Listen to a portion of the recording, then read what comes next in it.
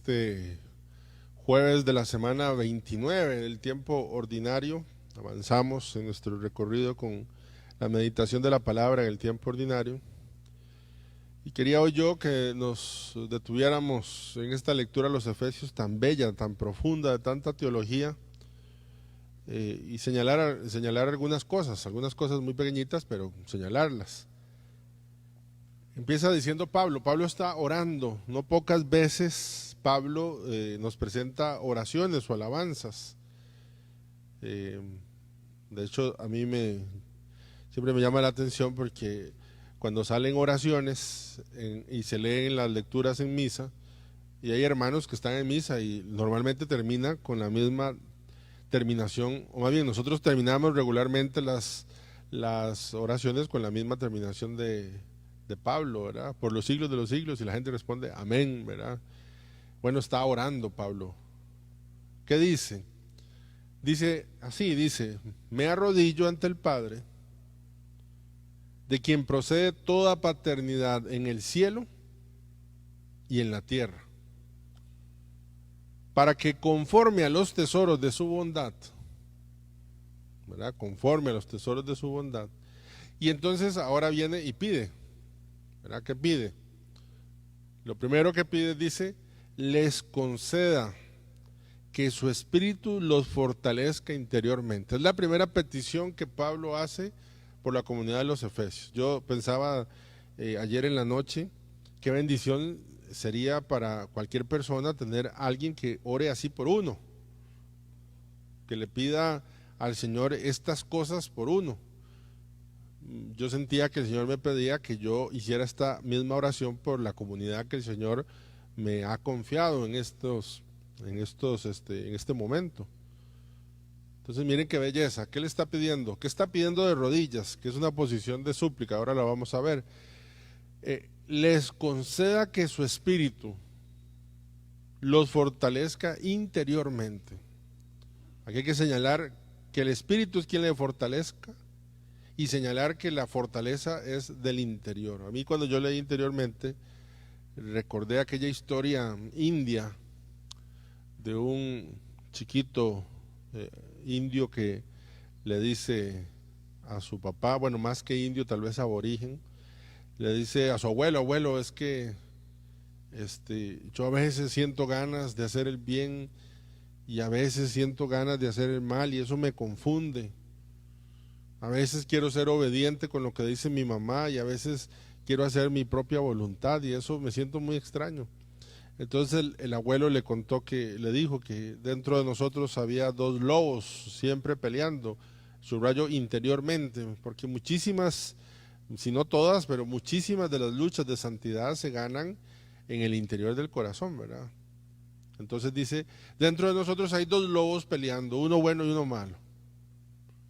Están peleando y de pronto gana uno y de pronto gana el otro. Y así pasa, ¿verdad? Y entonces el niño le preguntó al abuelo, ¿y quién va a ganar? Y la respuesta del abuelo fue, va a ganar el lobo que tú alimentes. El lobo que tú alimentes. Pienso que la fortaleza interior, importante es esa fortaleza interior donde se definen. En el interior se salvan matrimonios, en el interior se salvan vocaciones, en el interior del corazón se ganan batallas. Por eso, miren que Pablo le está pidiendo que Dios fortalezca con su espíritu nuestro interior, ¿verdad? Nuestro interior, allí en el interior donde está la fuerza de voluntad, donde nos frenamos para hacer algo que no está bien y donde nos empujamos para hacer algo que está bien y que tal vez no tengamos el ánimo de hacerlo interiormente, ¿verdad? Pablo está pidiendo una fuerza interior. En la casa de retiro recuerdo una frase que decía, de alguna santa, ahorita no recuerdo, decía, mata de hambre al pecado. Me recordé porque recordaba esta historia. ¿Cuál lobo va a ganar? El lobo que tú alimentes. Si tú matas de hambre al lobo malo, pues entonces el lobo bueno lo vencerá con facilidad. ¿Qué más pide Pablo? Dice, no solo la fortaleza del espíritu, sino dice literalmente que Cristo habite por la fe ¿verdad? En sus corazones. Que Cristo habite por la fe en sus corazones. Y haciendo la diapositiva me encontré esta imagen que es simbólico, ¿verdad? Este hombre le prepara el trono a Jesús que viene con la cruz para que reine en su corazón, ¿verdad? Para que reine en su corazón. Nosotros, de verdad que el corazón es muy importante porque, por ejemplo, en la liturgia ahorita vamos a decir, yo les voy a decir, levantemos el corazón. Y ustedes van a responder, lo tenemos levantado hacia el Señor. ¿Y eso qué significa? Significa que nuestro corazón quiere estar hacia las cosas del cielo, donde Cristo reina. Preparándome encontré un poema que yo quisiera leérselos, no es mío. De hecho, no estaba firmado, pero me parece que ejemplifica esto que deseamos que Cristo reine, que Cristo tome posesión de nuestros corazones. El poema se llama Quiero compartir mi corazón contigo, Señor Jesús. Dice, yo nada más lo leo, dice: tú eres el mar, yo soy la playa. Tú eres la ola que inunda mi arena llevada al viento. Mi corazón le hiciste para ti, Señor del alba, y no es feliz si tú no eres al fin su centro. Yo busco la verdad y solo encuentro verdades. Busco el amor y solo migajas lo encuentro. Busco la belleza y se me hace noche en el camino. Busco la libertad y me siento prisionero. Busco el bien y el mal, se me hace uña la carne y me duele vivir en este duelo. Miren el duelo que hablamos, ¿verdad? No quiero más verdades, que busco la verdad que ilumina mi vida y de un proyecto. No quiero más amores, que el amor que busco es amor de manantial con vida sin término. No quiero más bellezas, que belleza es solo aquella que no muere con el tiempo. No quiero más libertades, que ser libre es vivir en el interior del corazón que has hecho. Tú, Señor del alba, mi bien, mi creación nueva, donde juntos soñaremos en silencio. No quiero un corazón de piedra duro y podrido que golpea a cada paso y sepa a estiércol. Un corazón de piedra que muera solo entre las ruinas perdidas de un destierro. No quiero un corazón de piedra que viva frío en los hielos, las nieves de los viejos. Quiero un corazón que sea humano, corazón de carne como el tuyo, nacido de la mujer y el silencio, que es pureza virginal y es espíritu, hecho hombre para perder el corazón sin dueño. Dame un corazón, Señor Jesús, manso y humilde, donde haya espacio para el que llegue corriendo, que mis manos enjugarán las gotas de sudor y refrescarán el cansancio, acompañarán el sueño. Dame un corazón que sueñe mundos sin conquistar, que viva la utopía del hombre nuevo. Y termina: dame un corazón que sea feliz consigo mismo, que aprenda a quererse para querer sin ruegos. Dame un corazón que sepa perdonarse siempre para comprender y perdonar primero. Dame un corazón orante como el tuyo, que se abre al Padre, que es Padre nuestro. Me gustó mucho. Yo siempre pienso que el arte llega a un momento donde se vuelve fácil el contacto con Dios. Y bueno, le pedimos al Señor, el Pablo le está pidiendo al Señor un corazón donde Cristo reine, un corazón como el poeta ha descrito. Y dice pues Pablo, pide entonces el Espíritu que fortalezca interiormente, que Cristo reine en los corazones, y continúa diciendo, bellísimamente, dice, para comprender con todo el pueblo de Dios, para comprender que la anchura, la longitud, la altura y la profundidad del amor de Cristo. Esas 4 dimensiones: anchura, la longitud, la altura y la profundidad de Cristo. Encontraron en una celda los primeros cristianos una inscripción donde no estaba la cruz, pero sí estaban colocadas las palabras así: altura, profundidad, anchura y longitud. ¿Qué entendemos por anchura? ¿Qué entendemos por longitud? Que es la dimensión horizontal de la relación con Dios. Bueno, cuando hablamos de anchura hablamos del alcance de Dios. Ayúdanos, dice, a comprender el alcance del amor de Dios. Ayúdanos, eso es a entender la gracia de Dios, que cómo abarca la gracia de Dios. Ayúdanos, dice, la longitud tiene que ver con el tiempo y el tiempo tiene que ver con la misericordia. Entonces, no solo para comprender la gracia, sino para asumir la misericordia que el Señor nos da. Sin embargo, lo que quiero detenerme rápidamente es en la altura, que tiene que ver en la santidad, y en la profundidad, que tiene que ver con mi pecado. Digamos que podemos buscar algunos textos de la Biblia que nos puedan ejemplificar eso. Por ejemplo, si vemos el libro de Isaías, dice, pues así habla el Altísimo. ¿Vean cómo le llama? El Altísimo.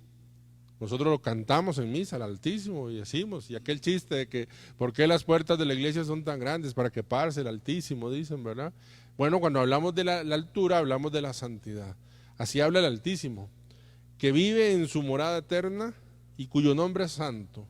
Altura, santidad. Yo vivo en lo alto y me quedo en mi santidad, pero también estoy con el hombre arrepentido y humillado para reanimar el espíritu de los humildes y a los corazones quebrantados, dice Isaías. Entonces el Altísimo es para comprender la altura de Dios, para abandonarnos en la santidad de Dios.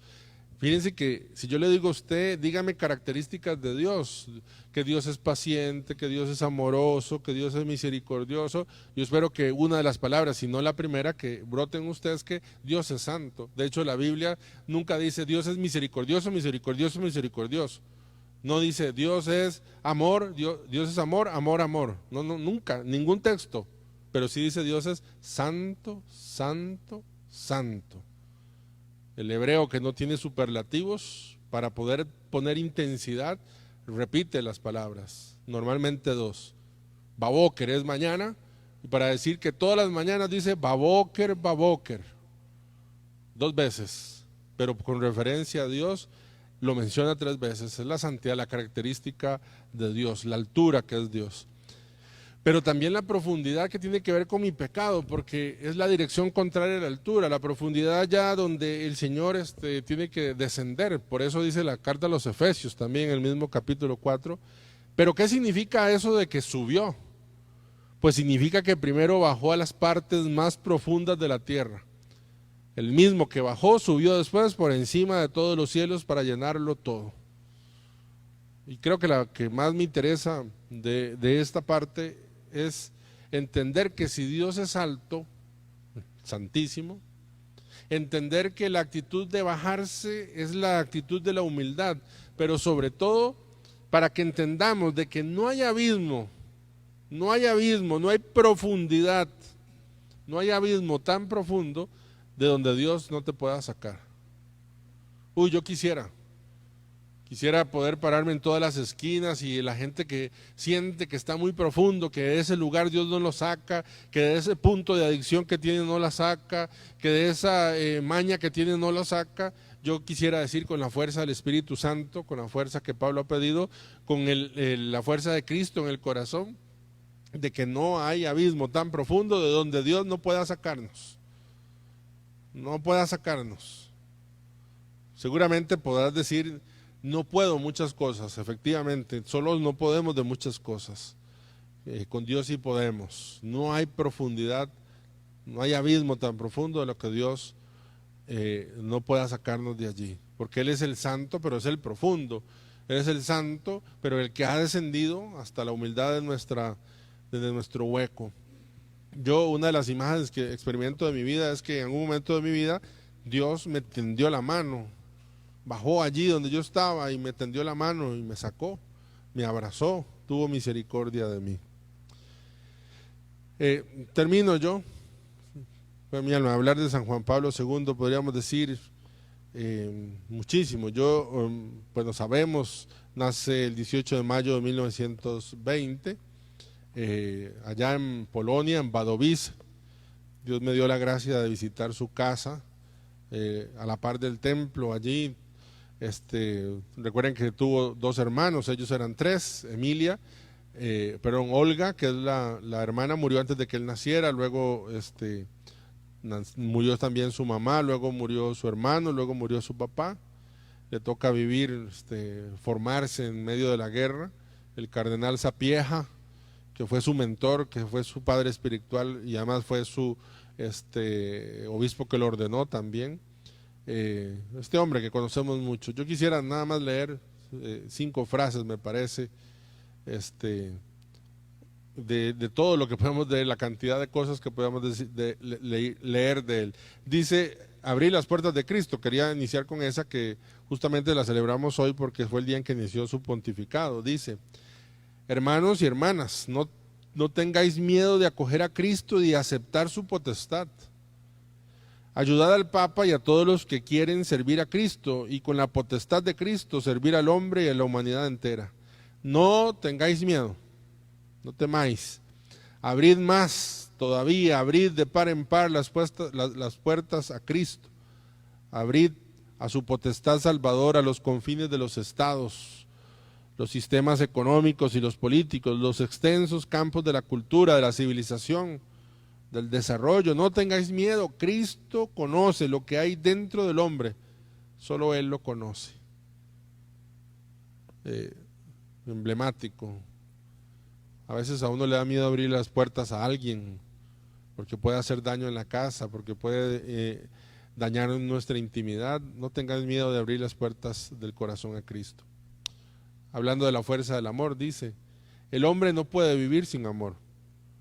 Él permanece para sí mismo un ser incomprensible. Su vida está privada de sentido si no le revela el amor. No se encuentra con el amor si no lo experimenta y lo hace propio, si no participa en él vivamente.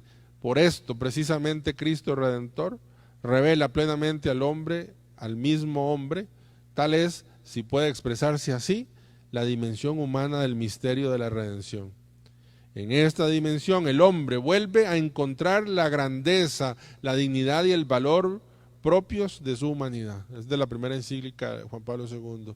El hombre no puede vivir sin amor. El hombre está hecho de amor, como dice Santa Catalina de Siena. La fuerza de la debilidad, decía el Papa en el 84 con la encíclica sobre el dolor. Después del balazo que recibió, escribió una encíclica sobre el dolor.